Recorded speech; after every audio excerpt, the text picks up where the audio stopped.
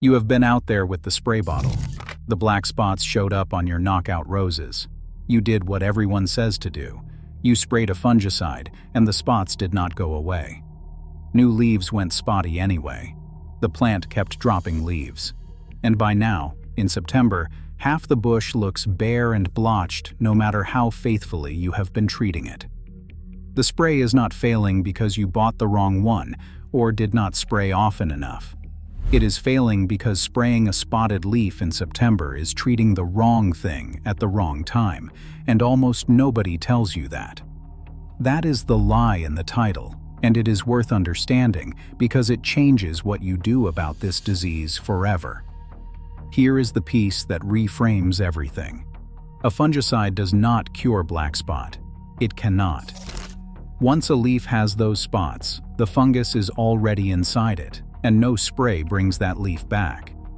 Fungicides only protect healthy, uninfected leaves from getting infected in the first place, which means they only work when you start early, before you see any spots at all.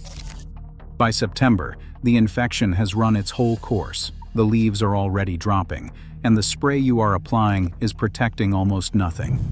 You are treating the visible symptom of a disease whose real action happened months ago and is now finishing underground. So this video is about what black spot actually is, why your knockouts got it when they were supposedly bred to resist it, and what genuinely works in September, which turns out to have very little to do with the spray bottle. I am also going to tell you the specific reason a knockout rose, of all things, is standing there covered in the disease it was famous for shrugging off. It is a genuinely interesting story, and it is not that you did anything wrong. Something changed. And it changed for a lot of people at once. And there is a spray warning that catches people who are trying hard to help, because the most common fungicide people reach for can actually damage a knockout rose. So the wrong spray does not just fail, it can make things worse. But first, you have to understand how black spot actually moves through a rose, because the spray lie only makes sense once you see the cycle, and the cycle points straight at what really stops it. Black spot is a fungus, and it lives on a cycle that runs through the whole year, not just the moment you notice the spots. Once you can see the cycle, the spray lie explains itself, and so does everything that actually works. Start with where the fungus spends the winter. It survives in two places: the fallen, infected leaves lying on the ground under the rose, and small lesions on the canes themselves. It sits there through the cold, dormant but alive, waiting. That litter under your bush is not debris. It is a loaded reservoir of next year's disease. In spring, the rain arrives, and here is the single most important fact about how black spot moves. The spores travel in water. Splashing rain and overhead watering hit that infected litter on the ground and bounce the spores up onto the fresh new leaves above. The spores cannot fly. They cannot drift on the wind on their own. They need a ride, and moving water is the only ride they take. So the disease climbs up from the ground, splash by splash, onto the lowest leaves first, which is exactly why black spot always starts at the bottom of the plant and works upward. Once a spore lands on a leaf, it needs that leaf to stay wet for about 7 hours to break in. After it does, the spots you eventually see take 1 to 2 weeks to appear, and by the time they show, the fungus has already been living inside that leaf and is producing a fresh batch of spores to splash onto the leaves above it. The cycle then repeats every couple of weeks all season, climbing the plant. So, by September, you are looking at the end of a long chain of infections that began months ago, and the spores from those spotted leaves have already dropped to the ground to start the reservoir for next year. The spots are not the disease arriving, they are the disease leaving. That single picture is the key to the whole video, and it points straight at why the spray bottle is the wrong tool this late. So here is the LIE, stated plainly. Spraying fungicide on a rose that already has black spot, especially in September, does almost nothing, because a fungicide cannot cure an infected leaf. It can only protect a healthy one. This is the single most misunderstood thing about black spot, and it is why so many people spray faithfully all season and still lose their roses. Walk through what a fungicide actually does. It puts a protective barrier on the surface of a leaf, so that when a spore lands and tries to germinate, it is killed or blocked before it can break in. That is genuinely useful. But notice what it depends on completely. The leaf has to be healthy and uninfected when you spray it.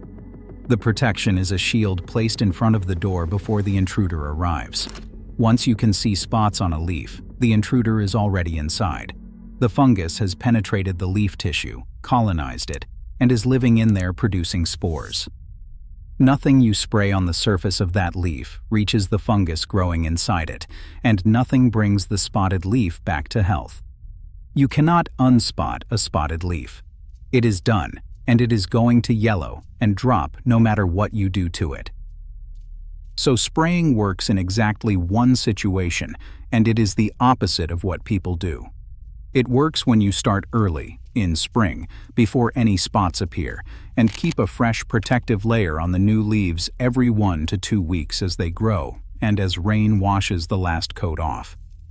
That is a genuine, season-long protection program, begun before there is any visible problem at all. It is prevention, applied to healthy foliage, on a strict schedule. Now look at what most people actually do.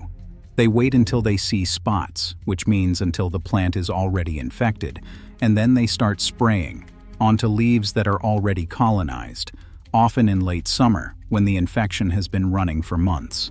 Every one of those conditions is wrong. The leaves are already infected, so the spray cannot help them, and the new spores have already been produced and splashed onto the leaves above and down onto the soil below. Spraying at that point is closing the barn door long after the horse has gone and gone and gone again. By September specifically, it is later still. The season's infections have almost run their course. The worst hit leaves are already on the ground, and the spores in that fallen litter have already set up next year's reservoir. A fungicide sprayed on the bush now protects a few leaves that are about to drop for winter anyway, and does nothing about the real problem, which has moved to the ground. The spray is not useless forever. It is just the wrong tool for the plant in front of you, in the month you are standing in. Now the question that has probably been nagging you. Knockout roses were the disease-resistant ones. That was the whole point of them. So why is yours standing there covered in black spot? You are not imagining the resistance.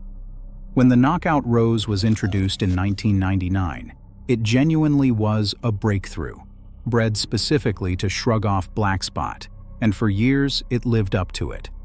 People planted knockouts precisely so they would never have to deal with this disease, and for a long time, in most gardens, they did not. So, a knockout defoliating from black spot feels like a betrayal, or like proof you did something wrong. You did not. Here is what actually happened, and it is genuinely interesting. Resistance to black spot is not a single wall the plant either has or does not have. The fungus comes in different strains, called races, and a rose bred to resist the races that existed when it was created is not automatically resistant to races that come along later. Black spot is a living thing under constant pressure to get around the defenses of the roses it feeds on, and over the years, since knockouts took over gardens everywhere, new, more aggressive races of the fungus have emerged that can overcome the original resistance.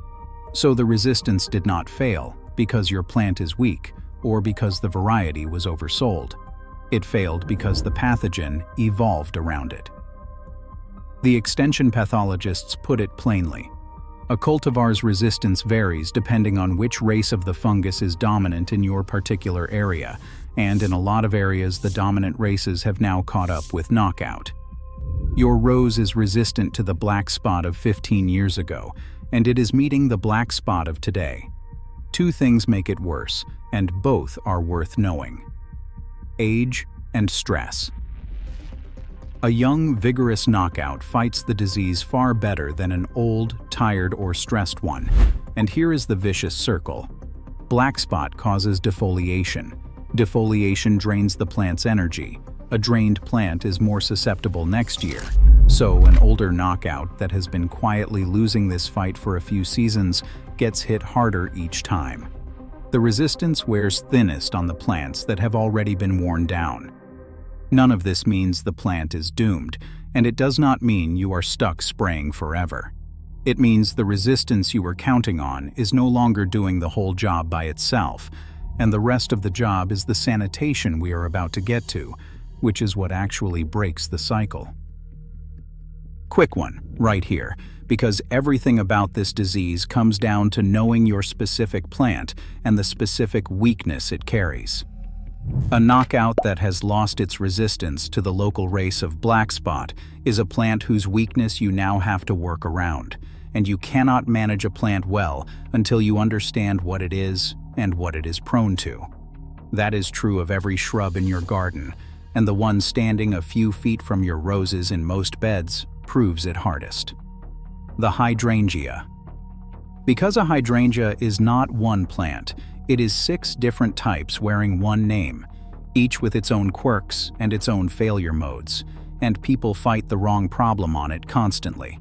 They prune at the wrong time and cut off next year's flowers, or chase a color the plant physically cannot produce, or blame themselves for a plant that was simply the wrong type for the spot. Same story as the roses. You have to know what you are actually growing before any advice can land.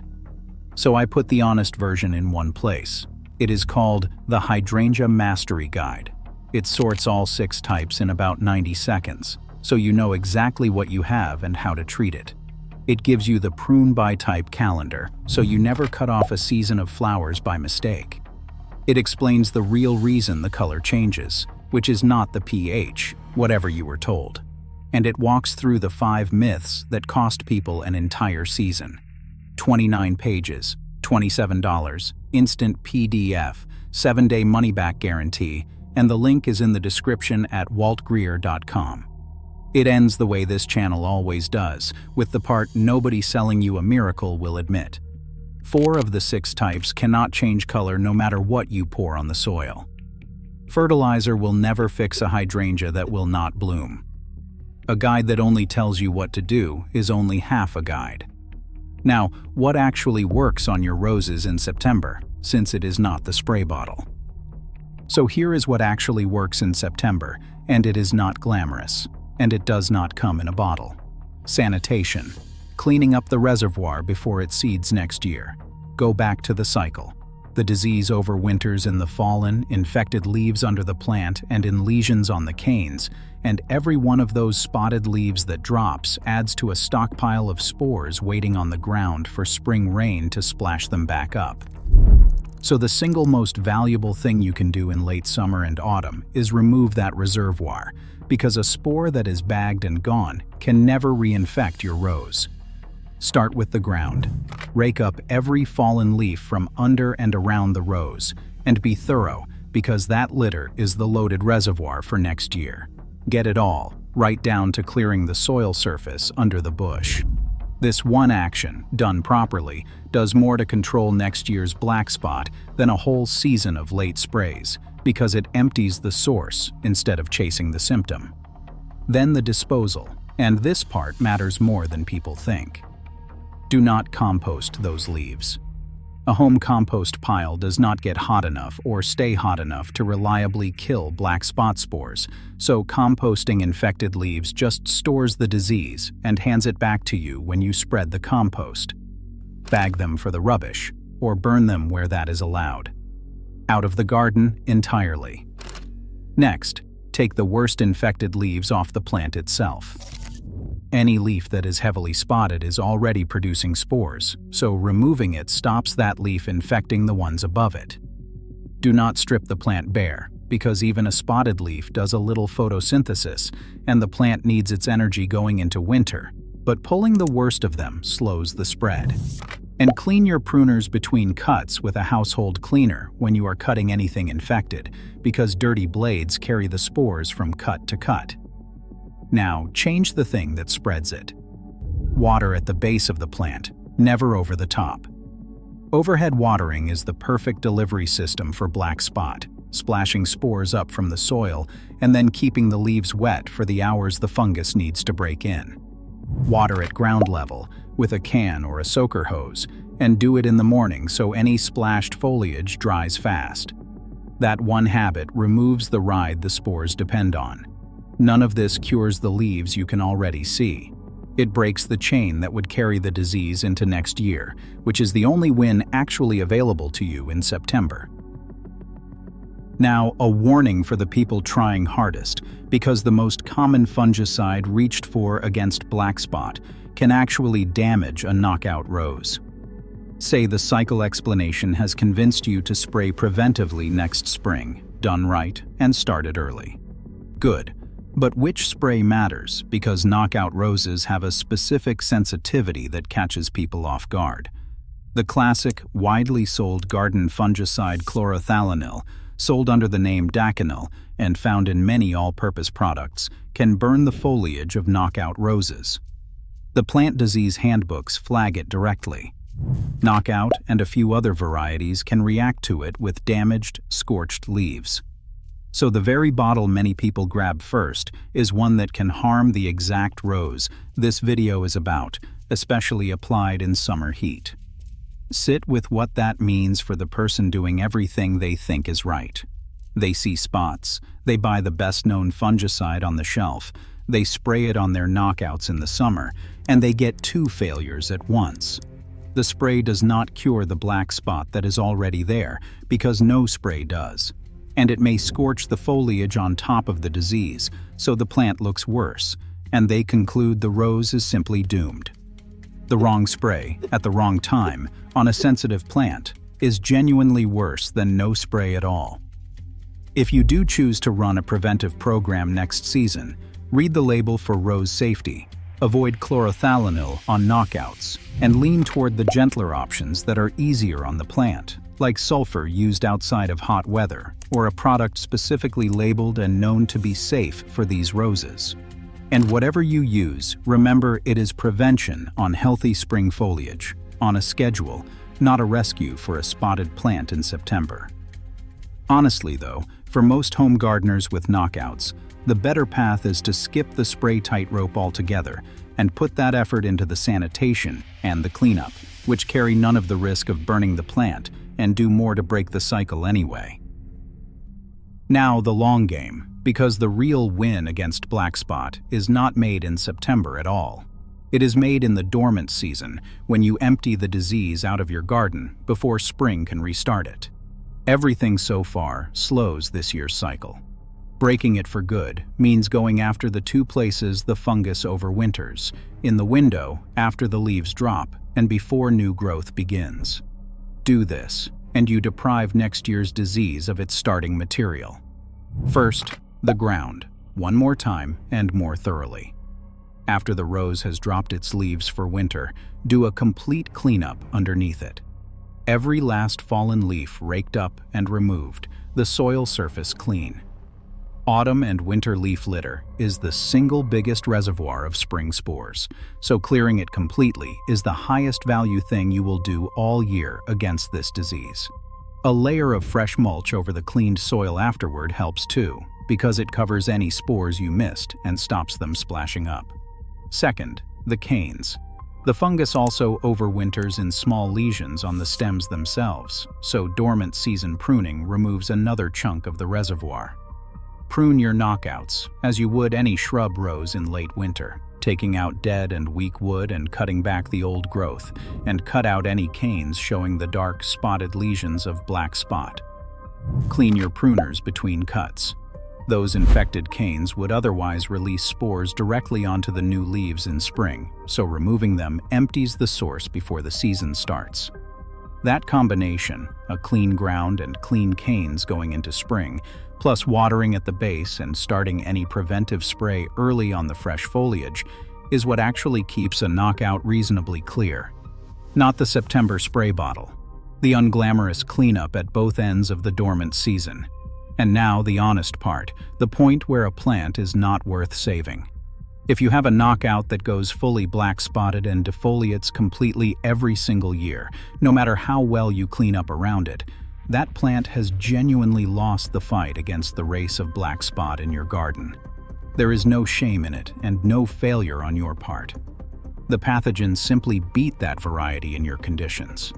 At that point, the honest move is to stop pouring effort into a plant that will disappoint you every year. Take it out and replace it with a variety that carries current resistance to the strains in your area. Chasing a lost cause season after season is its own kind of mistake. Before we finish, send this to one person you know who is out there spraying their spotted roses right now and getting nowhere. Just the link. There is a very good chance they are treating the wrong thing at the wrong time, and nobody has told them what the spray actually does. Here is the whole thing in one idea. Black spot is not cured by a spray, and by September the spots you see are the disease finishing, not starting.